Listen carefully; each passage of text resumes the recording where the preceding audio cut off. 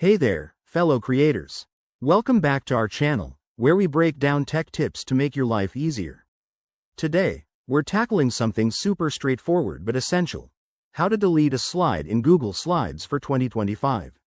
Whether you're prepping for a big presentation or just tidying up your slides, this quick guide will have you sorted in no time.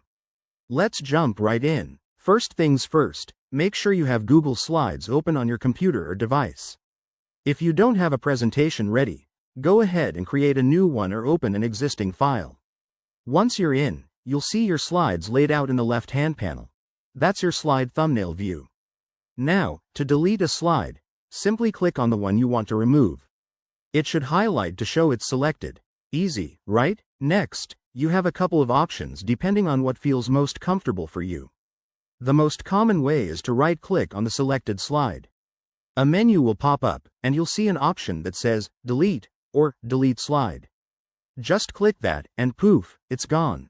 If you're a keyboard shortcut enthusiast, Google Slides has you covered too. After selecting the slide, press the Delete key on your keyboard, or if you're on a Mac, hit the backspace key. That's it, but wait, sometimes Google might prompt you to confirm the deletion, especially if you have unsaved changes. Just hit Yes or OK to proceed. One quick tip: if you accidentally delete the wrong slide, don't panic. Google Slides has an undo feature. Just hit Ctrl+Z on Windows or Command+C on Mac to bring it back. Also, remember that deleting a slide is permanent once you save and close the file, so double-check before you confirm. And there you have it. That's how you delete a slide in Google Slides for 2025. It's a simple process, but mastering these little tricks can make your workflow so much smoother. If you found this helpful, give this video a thumbs up, subscribe for more tech tutorials, and hit that bell icon so you never miss an update.